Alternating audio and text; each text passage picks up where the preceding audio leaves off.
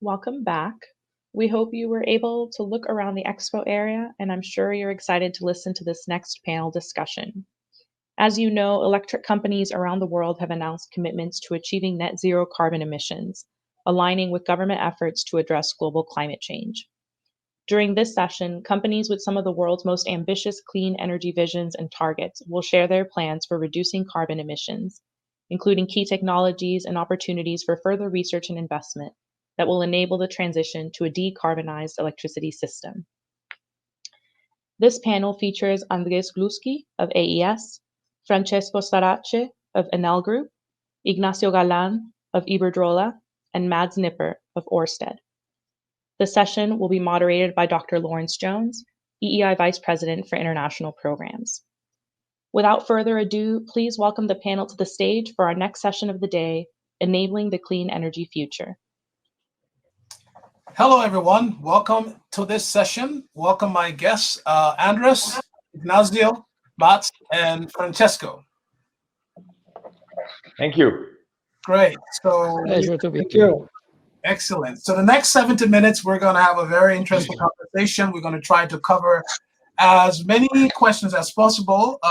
First of all, we'll start with your clean energy journey. We'll talk about innovation. We'll talk about investments, finance, public policy, innovation, competition, and also technology, and also getting your prediction about the future. So let's start with the first question.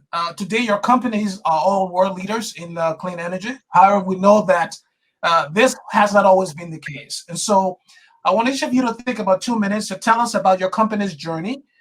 What were some of the major inflection points along the way? And then also, perhaps, tell us about your big goal for 2030. So now we start with Andres, and then we go from Andres to Ignacio, Mats, and then Francesco. Andres, you go first. Well, thank you very much, Lawrence, and it's a real pleasure to be here. We really started, we had some investments in renewables as long ago as more than 20 years, but we really took seriously the transition about 5 years ago. And when we started, more than half of our generation was coming from coal. So in the last 5 years, we've retired or sold 10 gigawatts of coal generation. And we set out an ambition goal. We want to be net zero from electricity by 2040. We want to be have zero coal by 2030 and less than 10% of all generation megawatt hours by 2025. So we set short-term goals and long-term goals. Now, what made this possible? Really, it was the fact of relative prices. The fact that we are today generating energy from renewables is cheaper than, in many cases, fossil plants. So it was able to satisfy what the clients need. Also, the clients are demanding new energy. Now, one of the key things is we became a leader in a number of technologies, starting with energy storage, using lithium-ion batteries about 10 years ago. Right now, we're coming out with prefab solar panels that will allow us to double the energy density. We're also a leader in AI-enabled energy efficiency and bidding engines that we're also doing. So what's made this journey possible is, one, is just the economics made sense over the last 5 years. Second, we believe that the climate transition was necessary, and we set out some ambitious goals. So I'm happy to say that it's all come together very well. So we've retired 10 gigawatts of coal. At the same time, we've built 10 gigawatts of renewables. And again, we're very excited about this transition, and we see that many different things have to come together to make it possible. Thank you, Andres. Ignacio, tell us about your journey at Iberdrola. So thank you very much. So I joined the company 20 years ago. Yes, now it makes 20 years. I was coming from telecoms, so I was absolutely new in the sector. And my board requested me to make a plan for the future of the company. I think 2 years before was already Kyoto, and I saw that Kyoto first because I think traditionally I'm already from rural areas. For me, the environment is very, very important in my life. But second, because I saw that that is already an opportunity for showing something different. I present a plan to my board with was already how to close all our oil and fossil oil and coal power plant. how to, and to invest in renewables. I think at that time to invest in mostly in wind, because I think was the most adequate in technology. I think was not already enough suppliers.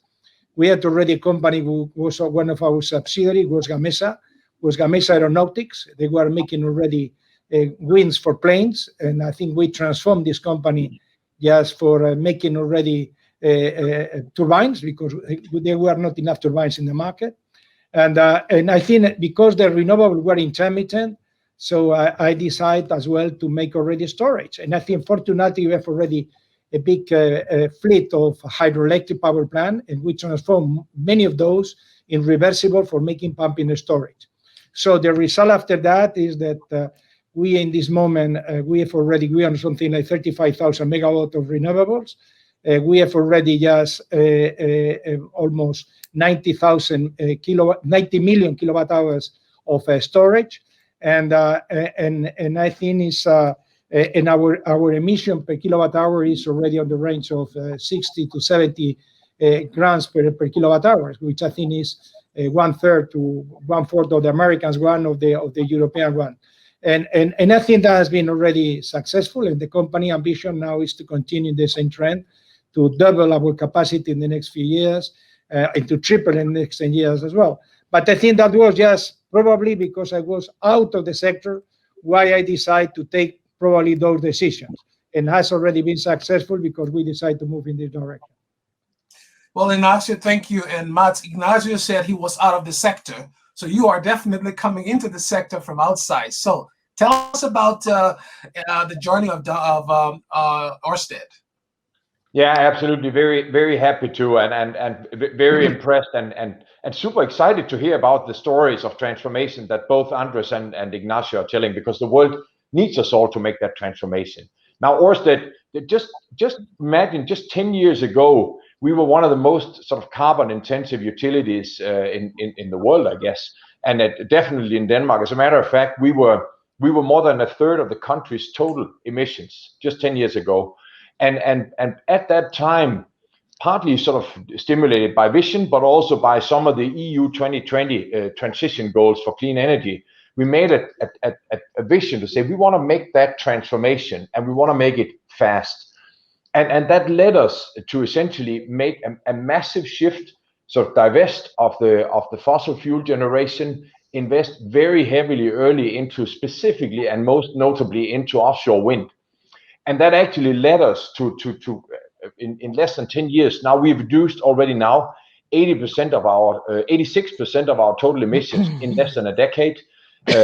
And right now we are, with a relatively safe margin, the largest offshore developer in the world, and also much more ambitiously going into onshore and storage as well, and not least green hydrogen, which I'm sure we're going to talk about later. Now, our ambitions for the period, because we're only getting started, our ambitions for the future are that by 2025 we plan to be carbon neutral in our generations. We're completely carbon neutral, which I believe is one of the fastest plans, but that's also because we are so relatively well advanced. And we don't have a 2030 plan, because the next big milestone we have is to be net zero, including our supply chain, by 2040. So about 10 years ahead of what the world demands in terms of the 1.5 degree scenario. And this journey that we've been on, not only on driving renewable capacity, but also our a very systematic and programmatic approach to how to work with sustainability in general, has led us now. Last year we were named the most sustainable company of any in the world, and now for 3 years and running as the top rated sustainability in the energy sector anywhere by Corporate Knights. So very happy with the journey, but as mentioned, we're only just getting started. Francesco, let's talk about Enel. I joined Enel in 2000, so I think I joined Enel a little after Ignacio joined Iberdrola, but I did not come from the telecom sector. I came from the power sector. I have always worked in the power sector. I was selling stuff to companies that I sold things to combined cycle power plants, and I went through the whole evolution of the generation sector. I am myself a nuclear engineer. So when I joined Enel, I remember I just had a year before a meeting with the Enel production people, trying to convince them to switch from oil to gas, and they said, no, this is not a reliable technology. I mean, and that was 99. So we started to change the company in 2009, 2010, when Enel Green Power was created, and I was put on head of that. And we started developing, let's say, a methodology of growing renewables, betting on something that was not so clear at that time. I remember this was a time where renewables were very expensive and heavily incentivized, and absolutely considered to be a toy. It was a toy for companies to have and say, we are nice, but there was no really anybody believing in it, except maybe Ignacio and a few other people.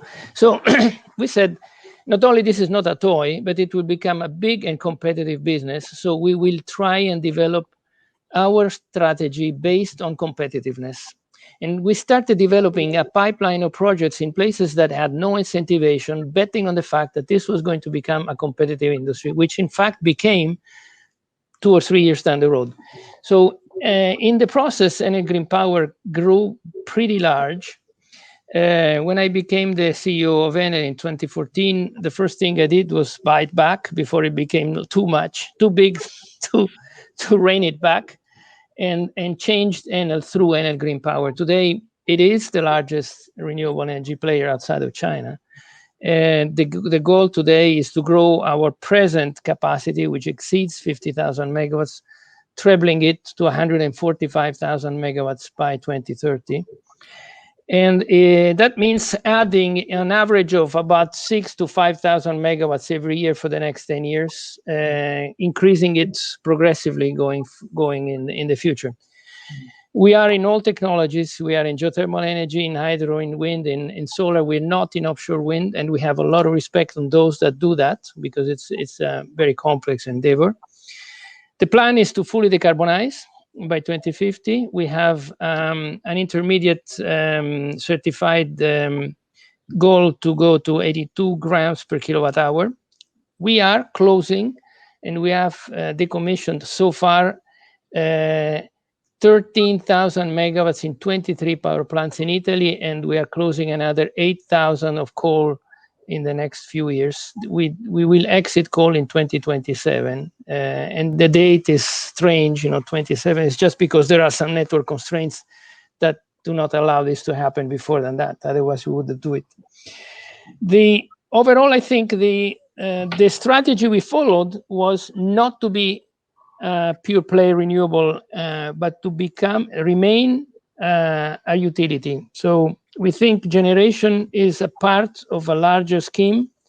We are an integrated play, so we have generation, very large, networks, the largest system of networks worldwide on a private basis, and a lot of customers.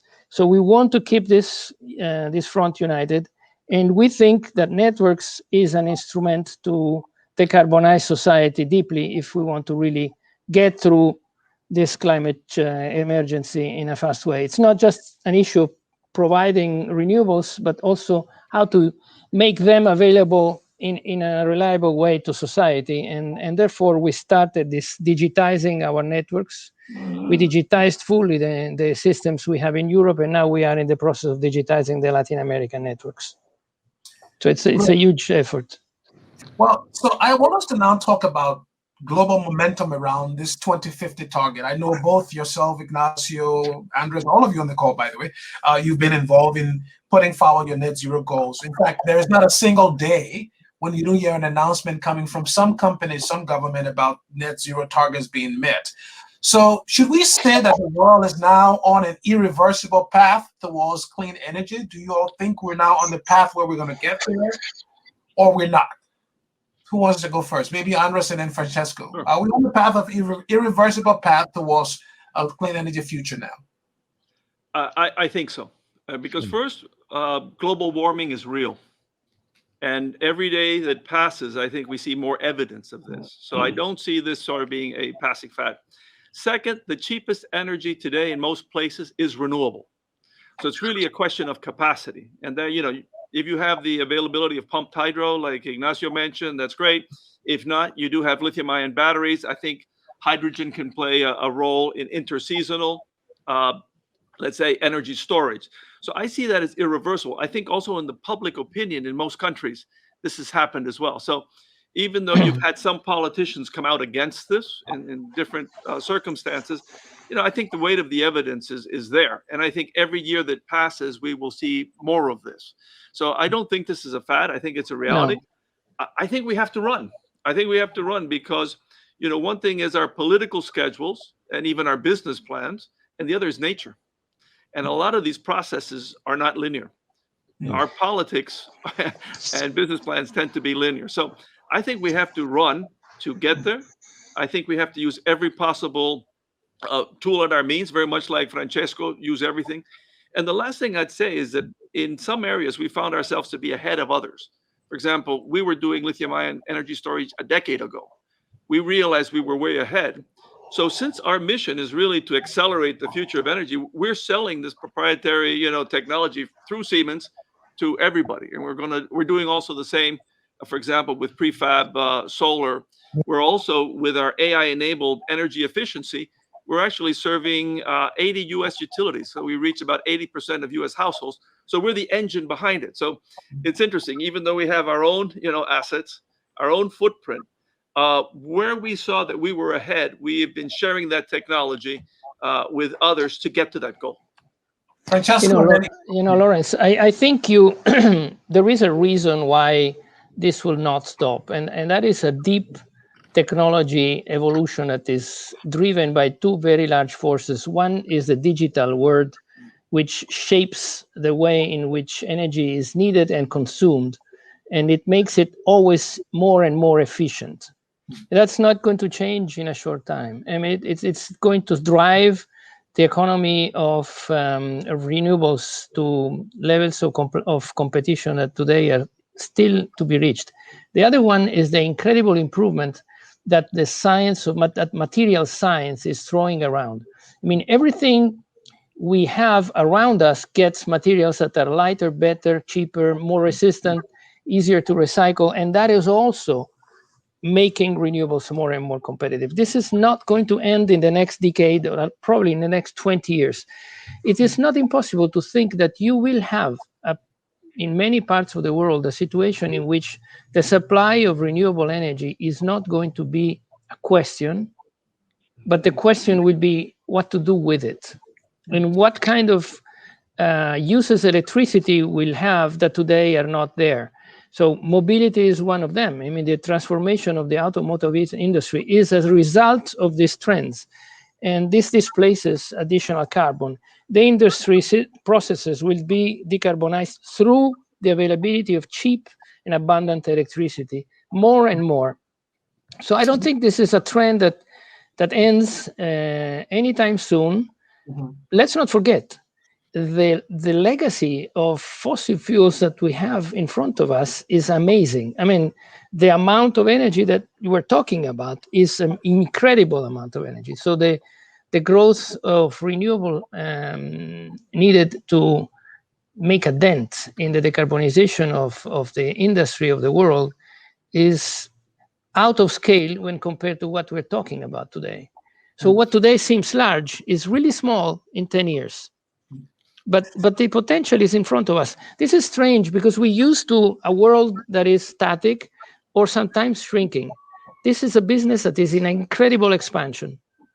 The space in the renewable energy industry and in general in the electricity sector is expanding at a faster pace at which our companies are expanding. So even if we grow a lot, we become smaller relative to the space in which we are. Let's go to Ignacio, then we'll come to Mats. Ignacio. So I think in the line which has been commented, I think there are very many things which is already happening. In this moment, there is social consensus that the things have to change. So the citizens are requesting a cleaner economy, a cleaner world, So I think they have already discovered during the pandemic, during this confinement, then you can live in towns without noise and without smoke. And I think the people is enjoying this one. The second one, because of this social pressure, is already political support for two reasons. First, for this social pressure, and second, because they are already seen that is a great opportunity in this moment with the investment which will be required, with according with the International Energy Agency, is on the range of $30 trillion in the next 10 years for already the carbon transforming only in the energy sector. The decarbonization economy requires much more than that. I think that can generate jobs, wealth, etc., which is tremendously needed in this moment. And politicians are very, very aware that the possibility of that done without, in most cases, requesting already public funds. I think the companies we are ready to do so. The third one is, and for me, is very important. The number of enemies has already diminished. I was commenting for years that we have been already facing for years people who has been denying that the problem exists. I was fighting against those one who said the problem doesn't exist. This is because of whatever thing, but it's not because of the thing which is happening, not because of the emission and the pollution. And those who has initially they were already enemies, and denying that one, they've been transformed in delayers. They were trying to delay this one as much as they can. But now those one are already on board, which I think that's great. I think if there are less enemies, that less people against that one, and they are already, the citizens are in favor, the politicians are in favor, we can already help to recovery of the economy. And they are already, the technology, as Francesco was mentioned, they exist, which is more competitive. Why not? Why we cannot be made? And I think my point on that one, and also is the amount of investment required is so huge. With their room for everybody. It's not for you and for me, it's for all. So I think in all sectors, which I think means, I say this really the momentum. The only point on that one, and I would like to stress was Francesco was saying, is there are certain areas that we have to be, I don't know, you are going to comment afterwards about the hydrogen, but we have to especially aware not to repeat the mistakes of the past. Yes. Making already infrastructures, which is going to become obsolete because we achieved the zero target. So don't make new infrastructures for certain technologies of fossil fuels, which cannot already stand when that is the end of their life. So in the hydrogen, we don't need to invent now how to transport the hydrogen. We have to produce the hydrogen inside what is needed. We have already a wonderful grid, electricity grid. We can already generate electricity, whatever is the most convenient place. We have to transport with existing grid, probably reinforcing in certain area, but with not extremely high investment in that one. And I think that is, but we have to be very, very, very careful not to repeat the mistake we make in the past. I think a few days ago, in another meeting I had already attended, one of the third world countries, emerging countries, was commenting that we, traditional world, is that we, the Western world, we don't like, and they develop, etc., etc. And one of the people attending the panel said, well, you're very glad because you are not forced to close your coal oil power plant. You can already jump directly to the new ones. So, which I think you are going to have liabilities. You will compete better with us because we have to close and we have liability for our past. You are going to have liability for that one. But I insist, we have less enemies. There are more people on board. Those who have been denying, they are not denying any longer. Those ones who were delaying, they are not delaying any longer, and they are on board on track. And there's place for everybody. Welcome all those. So, Mats, I know you want to respond, and Ignacio brought up two words in his remarks. He said investment. So let's move to investments, and you can wrap that into your response. So we see a lot of conversations around infrastructure investment. President Biden has a $2 trillion package. The European Union has a package. The UK has a package. So how can we leverage all of this public funding together with private resource to be able to build the infrastructure and invest in the infrastructure that Ignacio is talking about? What's your view? Yeah, I'll just start by saying I fully agree with my fellow panelists, and that obviously it's the trend we are seeing is irreversible. But I do have a real concern that it's still too slow. because I mean we cannot wait for another decade, and 2050 worst case can be a sleeping pillow. We need to have maximum urgency in terms of the investments we need, and we all need to step up on that, especially all of us who are working in an area where technologies do exist, because we still need to invent new technologies, but where they do exist, like here, we have an obligation to accelerate our investments, and politicians have an obligation to help us with what is still difficult, such as markets for green fuels or e-fuels that does not exist today. How do we incentivize and create a case where that can become truly scalable to decarbonize the hard to abate sectors such as aviation, steel, and so on. In terms of investment, there's a lot of money available. A couple of my colleagues already said that, and especially from institutional investors, there's a lot of capital ready to deploy into long-term investments like renewables or also into infrastructure. And we need to upgrade that infrastructure.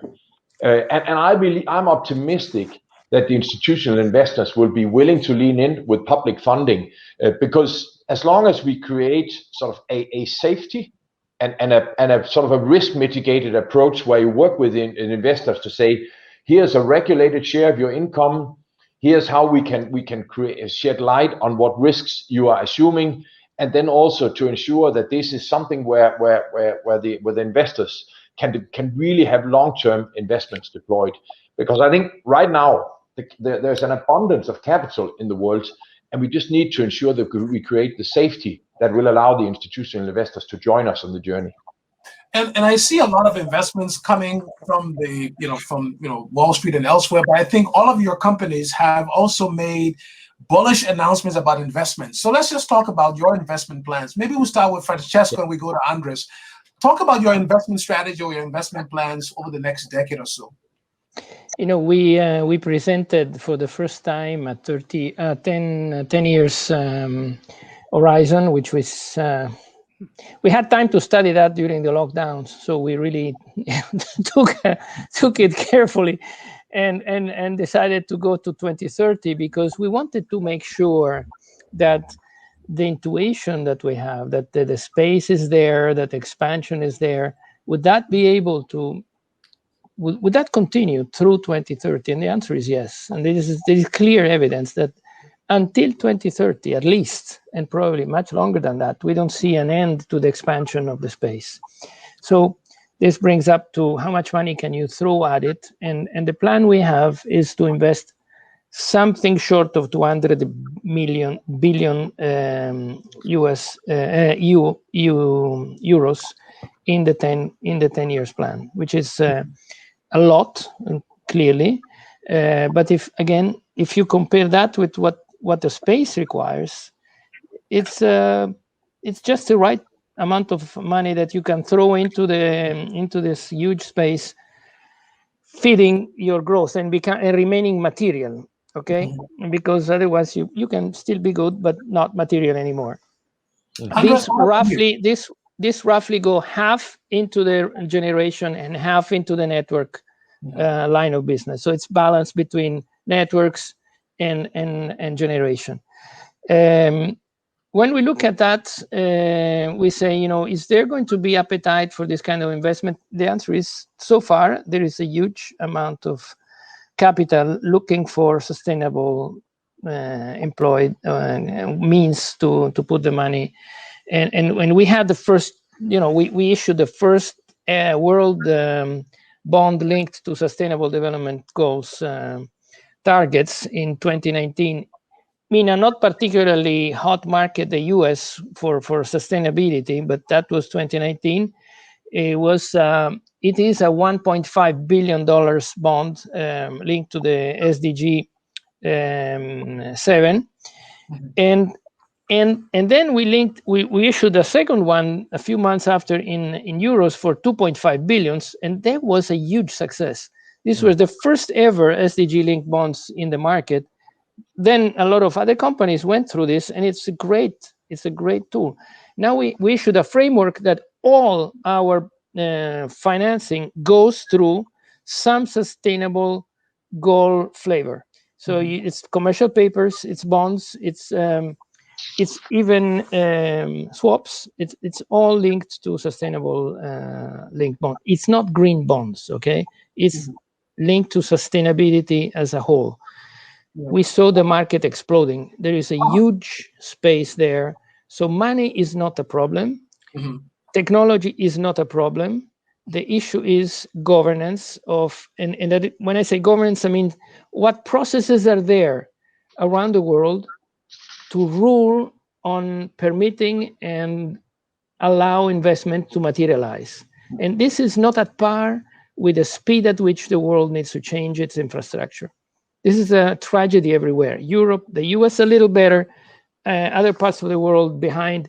I think the way in which we decide, together, the society decides to authorize a company to do a certain investment is too slow when you look at the urgency that we have to do this.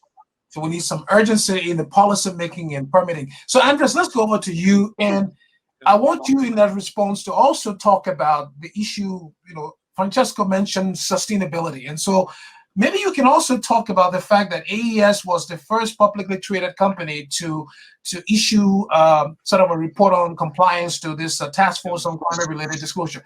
Can you tie that into your response regarding investments and why you all did that? Well, let me answer the second one quickly before I go into the rest. I mean, we did the financial disclosure, the task force on climate disclosure, because we felt internally was very important. And one key factor was, if you believe in climate change, is your business robust to a change in the climate? And this was very informative for us. And we thought it was very important for our investors and clients to see that, yes, we were robust. What steps were you taking? Now, getting to sort of the plans for the future, I actually think that the real challenge is, can we grow fast enough? Can we supply the needs of society? Because as I said, the climate will do what the climate will do. And we still don't really know all of the nonlinear relationships here. So we're going to have to be running to catch up. Now, I'd say the one thing is, I agree, look, there are a lot of technologies that we have today that we have to deploy more quickly. I think the biggest bottleneck is not money, it's not even technology, it's quite frankly the permitting and acceptance. So I hear a lot of, especially here in the States, well, we have to do more research, to get that last, 20% or 10% by 2050. Yes, we do, but we have to run as fast as we can with the technology of today. So if you ask me, the things that concern me are supply chain. Will there be enough land for renewables? And I don't believe it's like a one-trick pony. Lithium-ion batteries aren't going to solve all the problems. Hydrogen is not going to solve all the problems. What is the role for nukes, for example? They're not politically popular right now, but modular nukes could certainly do a lot for the interseasonal and combined with renewables. So I think it's all of the above, run as fast as you can. And so our philosophy, look, we haven't come out with 10-year numbers. I have to be careful. We're close to our earnings call, but we're doing about 4 gigawatts of renewables a year on our platform. And, this will grow towards 5, within the next 5 years. But in addition, what we're very interested in is sharing that technology in some markets where we don't have a big presence, like India, for example, because we're all talking from advanced countries, wealthy countries, mostly, we're also in some developing countries. But, the situation is going to be largely determined in China and India, not fully, but maybe half. And so the real question is, what are they going to do? So India is one where they've had fantastic renewable goals. Do they have the technology to do that effectively? How are they going to work a grid with 400 gigawatts of renewables without massive energy storage? How are they going to use the land, more effectively? Because land is at a premium. And in China, it's also understanding China, because China is doing more renewables than anybody, but it's also building more coal than anyone. And when you see some of the Chinese statements, they're also exporting a lot of coal plants. It seems to be that a lot of the effort on renewables has to do with localized air pollution in the cities, not necessarily maybe, as worried about global warming. So the one thing I'd say, this is a global problem, and technologically advanced companies like everybody here, the real question is, how can we contribute to making this, and not just say in some of the wealthy countries get there, because that's not going to be enough. So, Andres, you brought up India, and so I want to just pivot quickly over to the issue of international global activities. I know that Ignacio, you're very active in a number of UN SDG initiatives, and obviously so is Francesco. So, how do we raise the necessary capital to invest in renewable energy in a developing world where there's going to be huge demand? How do we do that? Ignacio, you're on mute. I would like to say something which is not my word, it's the word of John Kerry. John Kerry in all the speeches, and I've been attending a few of them in the last few weeks, he's already saying that whatever which is have to be done in this decade, it will like with probably the last opportunity to change the trend that we have in front of us. So I think the sense of urgency has been commented is already a need. So, and I think in this moment we have already all the things there. So I think we have money, and I can tell you, I think I have already knocking my door, banks anytime. Yesterday I have another one, almost every day, to offer more green financing. We are one of the largest green issuer in the world. I think we have almost $30 billion already in green bonds. I think we have started 6 years ago with those one. But I think the money is there, and there are already people ready to invest in that one. We have the technology. We have already, solar is very competitive. Onshore is very competitive. Offshore is becoming very competitive as well. Storage, I think either hydro, either batteries is already competitive. And I think is there. But I think there's something which we are talking very little. And I think Francesco and I, we used to repeat all the time, because both we are already a lot of interest as well in the sector, and we are suffering very much because our customers are already requesting better and better services. It's networks, grid investment. I think renewables without a strong and reliable grid will not work. Electrification of the economy, the electricity is not coming by waves, like the telecoms, it's coming through cables. And I think we need to reinforce this one if we like to electrify that one. We need already to for integration of renewable, for electrifying more energy uses like electric vehicles. Everybody talk about chargers. High speed chargers, great, but what is behind the high speed charger? It's a thick cable like that one. I'm an electrical engineer, so we know that the electricity, if you require more electricity, you need more thicker cables. So, but nobody talk about that one. And I think the process for installing an electric charger, it takes almost the same time than for building already a wind farm. So, which I think something has to be changed. And I use the word that Andres was commenting about the need of March as well of the permitting process. I think we need to be, more tougher with the regulators to provide the funds, not only for already for these networks, which is needed. It depends on the regulator to approve already the investment we require, but as well all this permitting process, which is absolutely needed. Same with the storage. I think you see in Europe, there are a plan of making 40,000 megawatt of storage. So it's nice, but I think to make already a pumping and storage facility, it takes 5 or 6 years of permitting, another 4 or 5 years of construction. So I think for the 2030, nothing will be done if the thing is not made. I think we have to be already to provide more clarity. Same with the big numbers. I think another day I've already attended a meeting with certain members of the European Union. So I think it's wonderful to say it about 750 billion investment, which I think 37% is going to be dedicated to green economy. Same thing in the United States. But when you come down to see the civil servant have to approve the project, they know what is the terms in which they will say yes or no for certain project. And the answer is, well, it will come in time, but the time is now. The sense of urgency is now. And I think we have to be, we are responsible as the first line of servicing to the customer with essential service, which is electricity. We have to respond.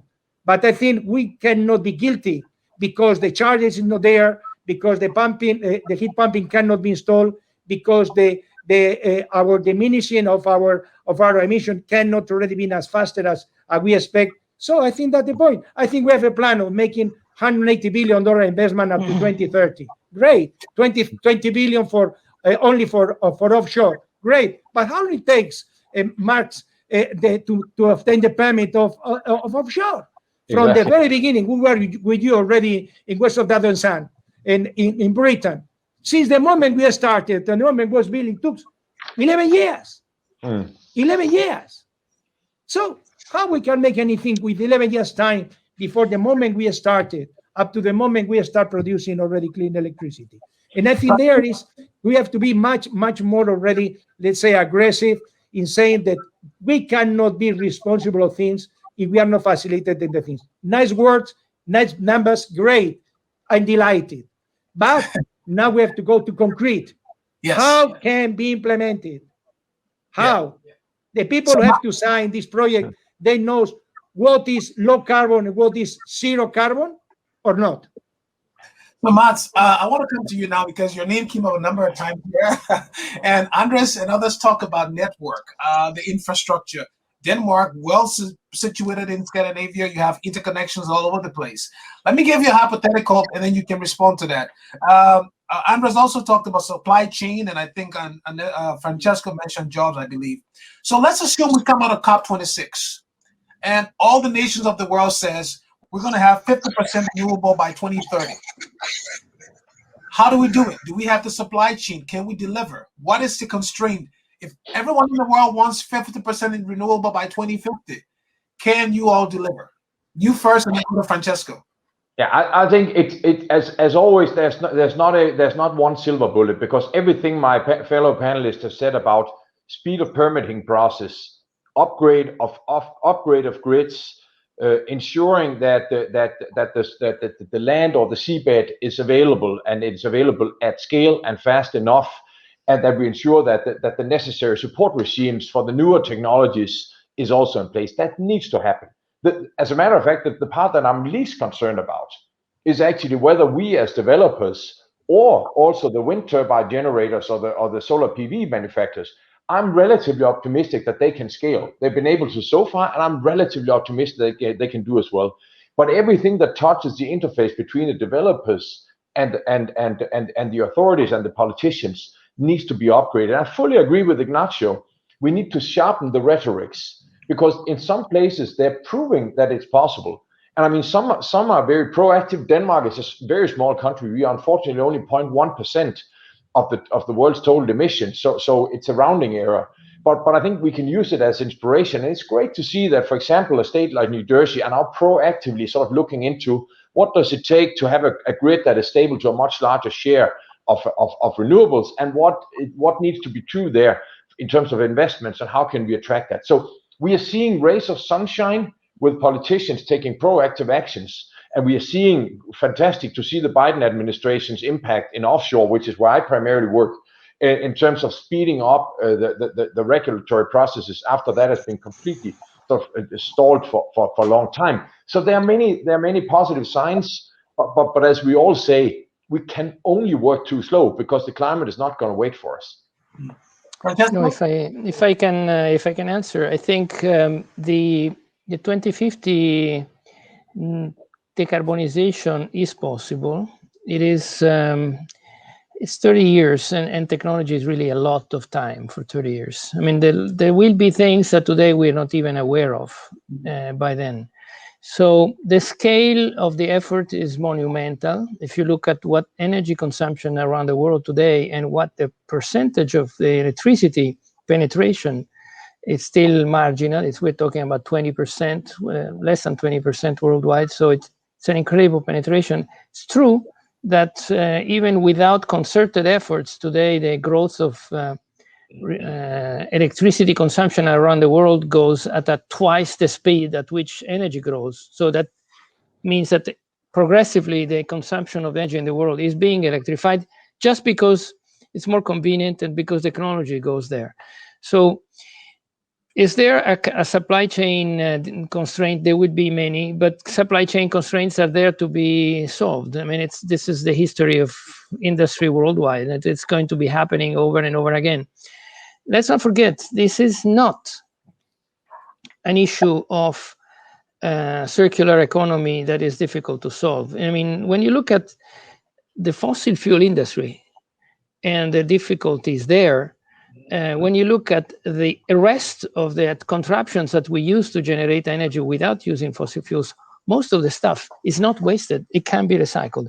So it's not an issue of ending the world resources because you want to decarbonize it. It's exactly the opposite, okay? You will end the carbon resources of the world if you don't do that. It will take ages and the world will end first, but there's not a constraint in that sense. However, we have to remember one thing, with renewables, there is a growing displacement between where energy is and where energy is being consumed, which is strange because it's never been like so difficult. Typically, electricity was produced in hydropower plants near rivers where people normally congregated, or by thermal plants put close by where you needed energy. If you try and go live in a place where for 5,000 hours of the year you have an incredible wind, you don't live there. These places are mostly empty. And when you go and live in a desert, after a while you go away. So you will have this and offshore is, you don't see people living there. So this issue of networks is going to become more important than ever, because the transportation of huge amounts of energy flows around the world will become critical to decarbonize society. And balancing energy flows is not easy. So the balancing systems, the storage, demand response, everything that injects flexibility into networks will become more and more important. So it is possible. It's a challenge. It's a huge endeavor, but mankind has done already stuff of this kind. It's not impossible at all. I don't see an issue of resources or technology or raw material problems. Of course, there will be tensions back and forth, but it's normal.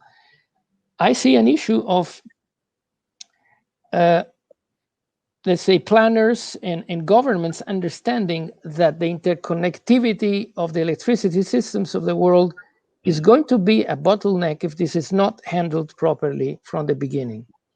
But so I would like to add on this they said, Francesco. I absolutely agree with this interconnection and transmission lines and transport line, but as well on the low voltage distribution. Yeah. All networks. I think we need already to transport electricity from the areas which is generated. But I think if we would like to electrify the economy, which at the end is the way how we can diminish rapidly the emissions, we need to provide a reliable service to the consumers.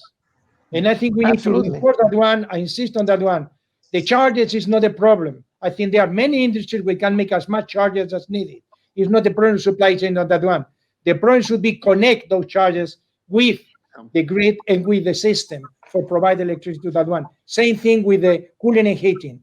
Cooling and heating is not a problem of to make the substitution of boilers for heat pumps. I think there are plenty of heat pumps in the world.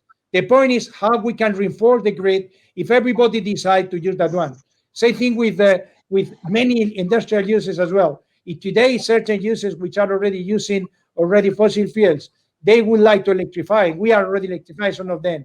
How we can already reinforce that one to bring the electricity to the consumer. So I think first step to interconnect and to bring the electricity from the production centers to the consumption centers, but in the consumption centers, how to bring that one in a reliable manner to the end users. Because if we are not already providing a good service, we will kill already all our ambition of decarbonization. Because in the moment that we see then the electric system fails, automatically they go back to the traditional system. Yeah, Andres, I'm coming to you, and I want to come to you with another question you can tie into this. So Francesco has made it clear that supply chain is not really an issue. There will be some tension here and there, but we can deal with that. I want to talk about the human aspect of this, employers, upskilling the workforce. Can you talk about that in terms of how do we upskill the workforce? And then maybe when you're done, go over to Matt's, talk about the same thing, because I think the workforce is going to be very important here. Go ahead. Well, I think first, to attract really talented young people, you have to have a very strong sustainability program and be seen as making the world a better place. The millennials and the younger, this is very important to them. This is not the age of Gordon Gekko and, greed is good. They really want to make a difference in the world. So if you really want to attract that top talent, quite frankly, you have to do that. And also, I think with customers, they want companies that are doing good for the world, not just supplying a service. I think that's a given. I would like to touch on the supply chain, because while I agree that from here to 2030, maybe 2050, in 30 years, I do agree that these issues will be resolved. But I think if we have to go as fast as possible, these will be issues. And I tell you, for example, because we have to think of the total decarbonization of the economy. So transportation is huge. So for example, take something like lithium-ion batteries for energy storage. 10% is for the grid, 90% is for vehicles. And what we're seeing is that vehicle manufacturers are virtually integrating to ensure supply. When you see a lot of the digitalization, you have, the metals, the certain metals that are very dirty to mine. For example, that's why China has a somewhat of a monopoly in certain areas of the metals that are required for advanced electronics. Right now, we're seeing a shortage of chips for the production of cars. So my point is, I think we have to run as fast as possible, as soon as possible. So I think while I agree with Francesco, they will be overcome. There will be a period. And for example, we've worked very closely with HECO, the Hawaiian Electric, which is really decarbonizing the first state in the US. And, there's a lot of public support for going green. But as you grow, finding land, for example, for solar, finding land for wind becomes increasingly difficult. So one thing we've seen is, we're building the largest, or completed the largest solar farm east of the eastern US. If you do a 50 megawatt solar farm, there's no opposition. When you do 500 megawatts, then there has to be much more opposition. So, what I'm saying is we have to see these constraints. I do agree that they're probably short-term, although renewables are space intensive. And therefore, and as has been mentioned, the transmission becomes increasingly important. And transmission takes 10 years on average to permit. So that's what I see as a bottleneck. Now, honestly, by using energy storage, you can base load transmission instead of having a peaking asset. So, there are many ways to overcome it, smart ways, but then you have the issue of the regulators. So I think we have to use all these technologies, and I very much agree, digitalization, there'll be new technologies we haven't heard about. But if we want to go as fast as possible, we have to be cognizant of some of these constraints in I'd say, the next 5 years. Mats?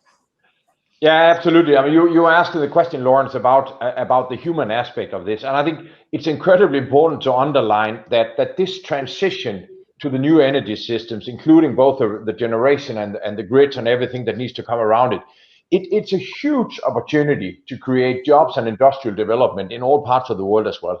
I think in many cases the rhetorics have been about what the risks are and that there will be people out of jobs, but fact is that it's a wonderful opportunity to reskill and to work with unions, like, for example, like Orsted does consistently in the US, to work proactively with unions. For example, we made a sort of a landmark memorandum of understanding on North America's building trades unions and making a New Jersey pro New Jersey trust supporting minority businesses, working with universities for how to upskill labor and so on.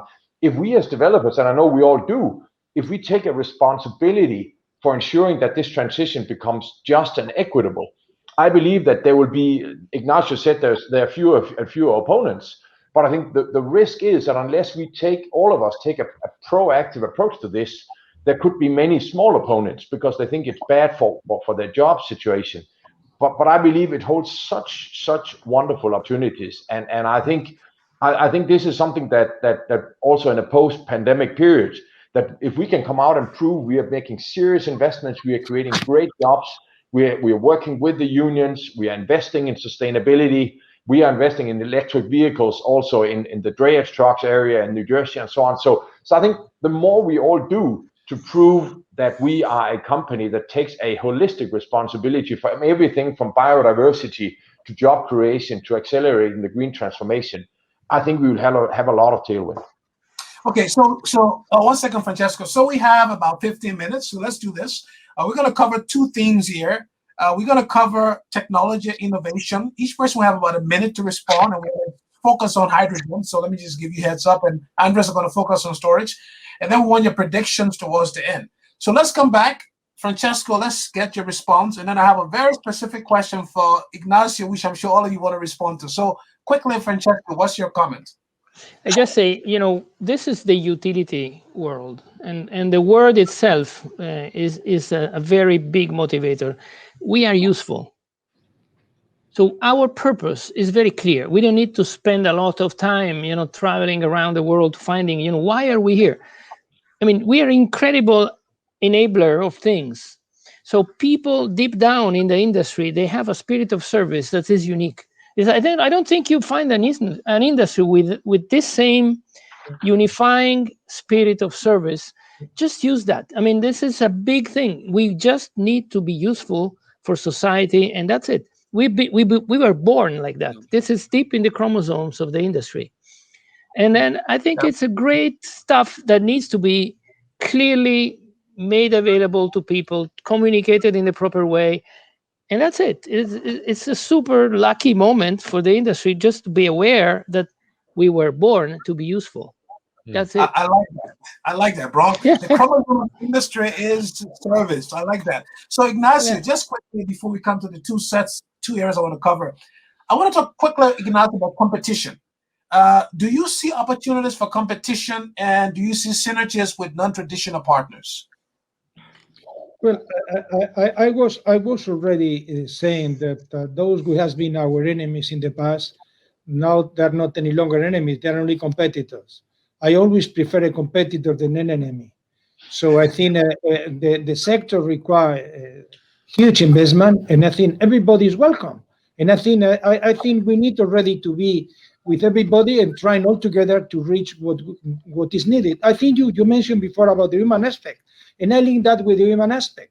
I think if we would like to achieve the target of net zero, we need to row all of us in the same direction. Politicians, regulators, unions, civil society, companies, universities, to educate the people that we need. If we would like to benefit of what this can already provide, which is jobs, which is wealth, which is economy growth, so which I think is already a win-win. And I think competition, great. I think, as Francesco was mentioning, I think we have already in our internal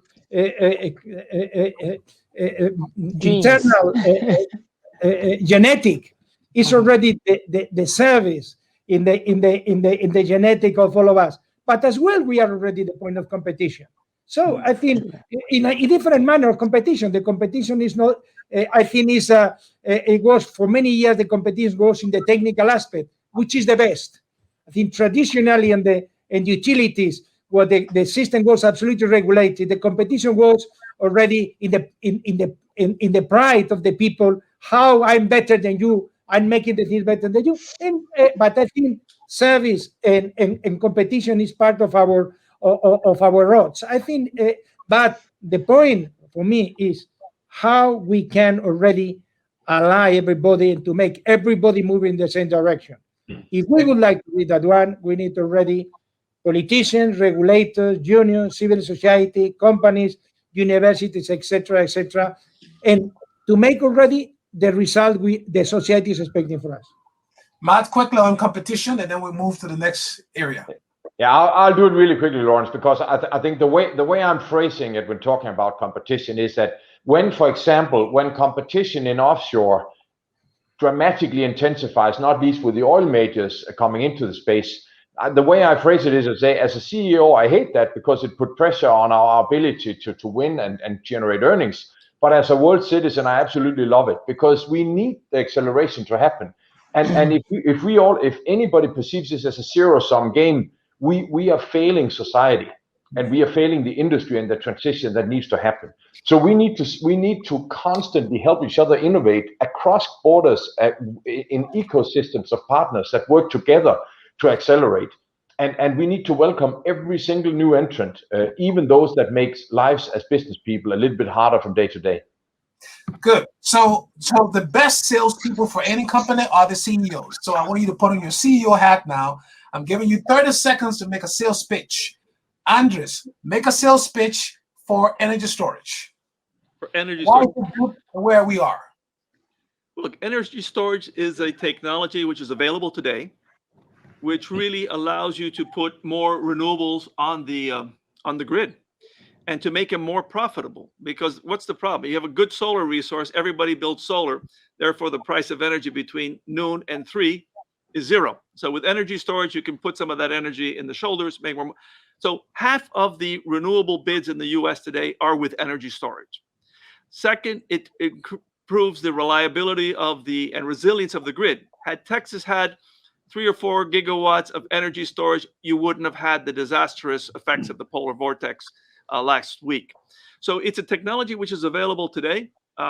Digitalization of it is key, but it can really help address the issue of decarbonization. Also, for example, with the transmission, as I said, to baseload transmission. And you don't need to build fossil peakers anymore. You can use energy storage, as Ignacio was saying. So my point, just for energy storage, which I'm limited, is the fact that it's available today. We should be deploying it much more massively, and regulators have to play a part for that. And let it compete with the others on an even footing with the other technologies, and it will do very well. Okay, good. Mats, I want you to talk about, you got 30 seconds as well, floating wind farms and offshore wind. Make the pitch.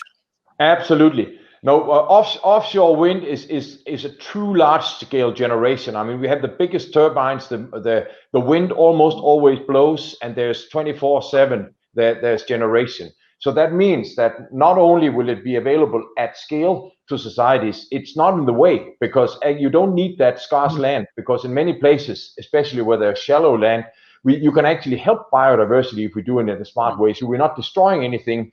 On the contrary, we are actually supporting local societies. Massive generation, and at night when we need less energy, this is a wonderful opportunity to also get into green hydrogen and the green fuels that can help the hard-to-abate sectors decarbonize as well.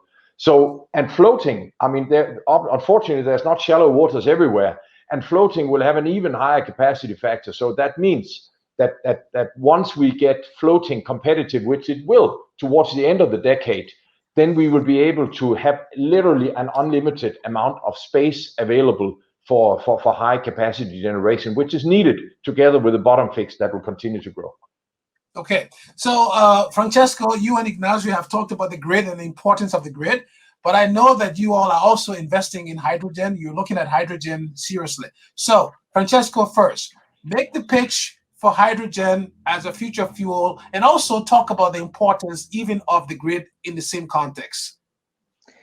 First of all, take the book that Mr. Rifkin wrote at the beginning of this century and throw it away and forget about it. Hydrogen is a very precious substance. It doesn't exist in nature. It is an atom that binds with everything that it gets close to. It's a very precious material to break, and to create, to generate 1 kilogram of hydrogen without emitting CO2, which is by electrolysis, you need 50 kilowatt hours, which in a car drives you to 150 kilometers or 180 miles. So it's a lot of energy. It's an incredible dense energy vector, difficult to handle and difficult to store.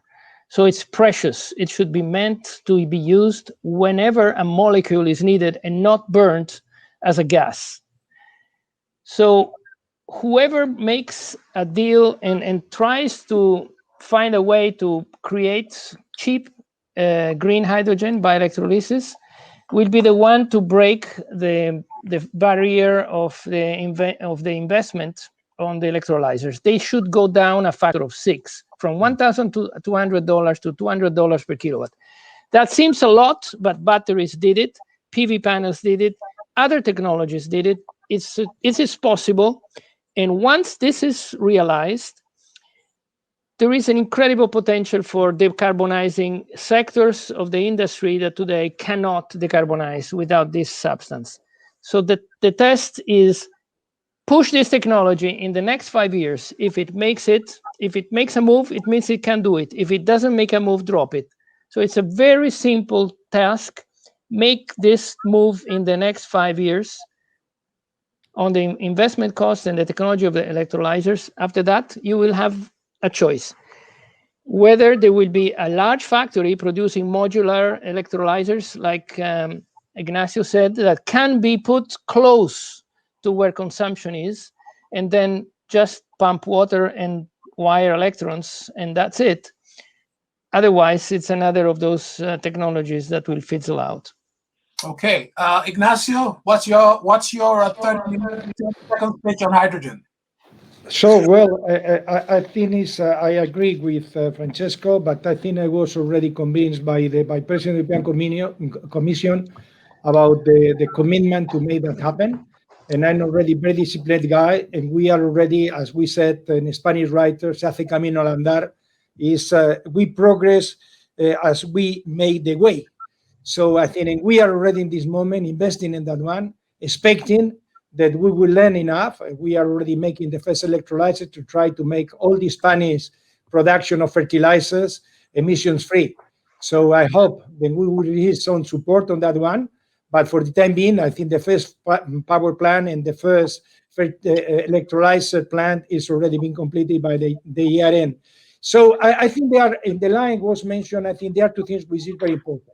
I think they are an area we have to work hard, which is largest electrolyzers. When we went to the market of electrolyzers, the size of electrolyzers are very small. I think the largest we have been building is on the range of 20 megawatts. I think we need electrolyzers of hundreds of megawatts, which I think that can diminish heavily already the cost.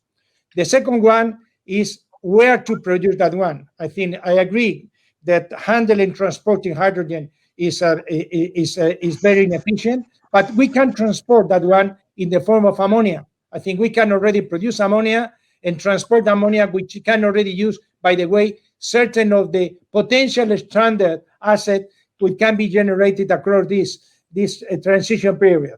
So the third one is already to generate with renewable sources. I think today the hydrogen is generated with fossil fuels, and for every kilogram of hydrogen is 10 kilograms of CO2. So I think either the CO2 have to be much more expensive, either have to provide some kind of support to that one, as they did with the PV in the past. But I think if we are not already now starting invested, another one is going to do for us, as was already done with the PV in the past. And we, in other countries, we still have already competitiveness in wind turbines, because we, in some countries, we support those one, and we already take the risk of generating that one. So I think my opinion is we have to move fast, because if not, another one is going to move faster than us. So I think it's an opportunity, but we need initial support. I think there is initial support, the photovoltaic, the initial support of the initial support of offshore. Now we need that one. But I think if we move fast and we do things, we will learn rapidly, and we can achieve already a level of competitiveness, thinking that today, every gram of hydrogen generates 10 grams of CO2, which I think we are trying to be zero carbon. So. Okay, well, listen, we have one more round of a topic we're going to cover. That is an easy one, I think. It's the prediction and your foresight. So we're going to come to that. But before we do that, one question for you, Francesco. Let's talk very quickly, 30 seconds, about Africa. You are very active in Africa. You're very involved with the Sustainable Development Goals. What should African governments do to harness this opportunity when it comes to renewable energy? I think they should focus on something that is never really considered when we talk about Africa, but the large metropolitan areas of the continent. That's where population is going. That's where people are living, and that's where people increasingly congregate. And that's really what's happening in the metropolitan areas of Africa will shape the future of Africa much more than people think. So I think governments of Africa should really say, let's take a hard look at what's going on in these huge metropolises that are growing in an incredible way across Africa and fix that. What happens on the energy supply in Africa happens in the metropolitan areas. What is going on there is that people do not have access to electricity or to energy in general. If they have it, it's illegal, dangerous, and completely unreliable. So that's where governments should first put their hands on. If they keep that under control, then the rest will be easier. So please, governments of Africa, look at cities before you look elsewhere. Okay, so our final round of questions is, I will wrap it up in 2 questions, and I will start with you, Andres. So you all are business leaders, and your job is to predict. But we know that 2020 showed us that prediction has all kinds of risks with it. So 2 quick questions. First of all, what are you seeing about the future that the rest of us are not seeing that is causing you to be so bullish about clean energy? And where do you see your company by the year 2050? Okay, well, I think first on the lessons of 2020, I think that it shows the importance of resiliency, because in our particular case, it was the best year we've ever had. Forget COVID. So, having all the technology to work remotely and having the plans came out very well. Why am I very bullish? Well, I think on this panel, everybody's very bullish. So I think I don't have any unique insight, but I do think, again, that the physical processes of the planet may not conform with politicians' plans. So we have to be ready to run very fast, because suddenly there could be even more pressure on us to do it. And again, I think in the long run we'll get there, but I think I see short-term needs there. Where do I see the company in 2050? I see that as a leader in innovations, really. And so it's a question of, it's been mentioned here, but I think that the modern world is much more about partnerships of all kinds. So you can be frenemies, for example, with different companies, compete in one area and cooperate on the rest. Because as been said here, the opportunity is so huge that there's space for everybody. And many times by teaming up, somebody may have a better technology in one space, I may have in the other. We get together, we can make things happen. All right, thanks, Andres. Ignacio, you started by telling us you're 20 years in the industry. You've been at the helm of Iberdrola. You have seen a lot of things that the rest of us couldn't see. You had the foresight. Where do you see Iberdrola by 2050, and why are you so bullish about the future? So the first thing I'm already seeing that we have already a moral obligation. We are already, yes, our generation, we have already probably the last opportunity of changing the trends of emission and pollution. So also we are going to because of this crisis of COVID crisis, economic crisis, we are going to leave a huge debt to future generation. And I think we have this moral obligation to live a better world in all sense. A better world in the sense of cleaner, more competitive, better, more efficient, all things, because we cannot live only left to them the liability, we have to live to them as well as an asset. And I think what I've seen in my company, precisely that one. I think last year when we started confinement, we decided to make a plan to use all our financial and technical resources to accelerate our investment and to accelerate to advance the purchase to our vendors, to avoid that they take already decision to make already a reduction of jobs, and I think that is what make our plan with this $180 billion investment in the next this period to try to make already net zero by 2030. So I think we are one of the lowest, but even though we are already, our target is to be a net zero by latest by 2030, probably before on that one. And trying to leave to future generation a system much more reliable, much cleaner, and more job, and better education of the people. That is our ambition. Not only to be bigger, to be more efficient, to be already better for shareholders, which we should be, but as well to be better for already the society we serve. Thank you. Mats, your response, and I want to just put a plug in for Hugo. So how can we take a Hugo approach to electrifying the world and moving things forward? Why are you so bullish? You just joined this industry, so why are you so bullish? And where do you see Orsted by the year 2050? I think we have every reason to be bullish. And to the question, Sam, what have we seen? Well, we talked about mature technologies. We talk about a continued acceleration of technological opportunities. We talked about a public and a population of the world that is becoming more and more prone, and politicians that are getting it.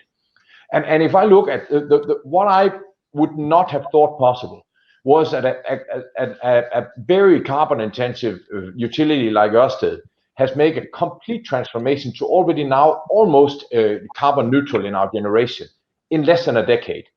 And if that can be done by the way, improving profits every single year along the way, if that can be done, there is no reason why the entire sector shouldn't be able to do it. There is no reason why companies around the world and all its employees cannot embark upon that journey as well, even though they are not in the utility sector and therefore sort of born to be meaningful, if I stole Francesco's words. My hope for us is, I don't think necessarily we will be the biggest, but my dream is that we will have been a catalyst for change, meaning playing a role like we've done in offshore wind, where Orsted, I believe, in all modesty, has probably have been one of the key catalysts for proving that offshore is a highly competitive and scalable technology, and by the way, also profitable.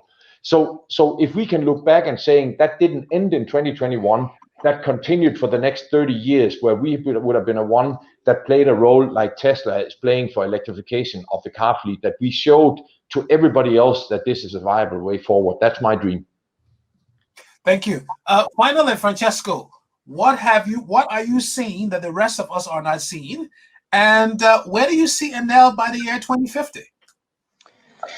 I think that if the conclusion on which we all agree is that the world will be decarbonized by and large or substantially by 2050, the conclusion indirectly is that our industry will become a completely regulated part of the industry.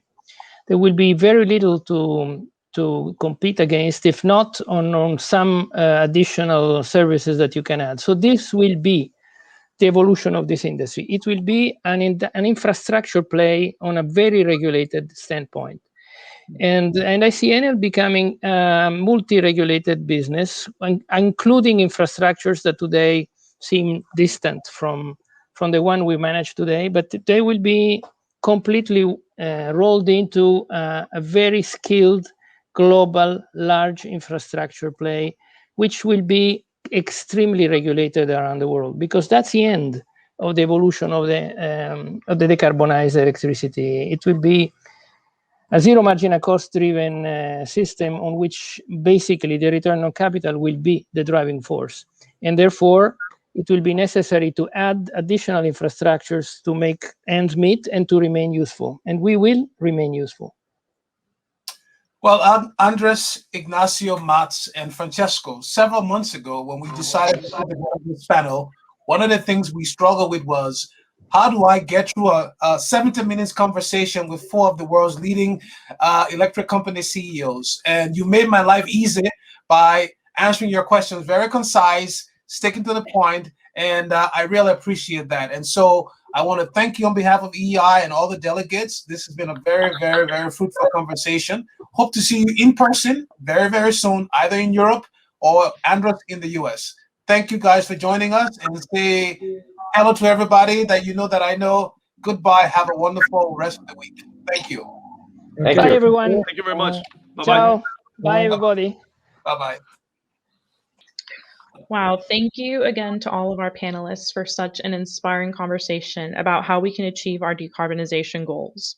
You all shared that there are many challenges we face today and along the way, but I think we could tell that you are all very passionate about reducing emissions as quickly as possible.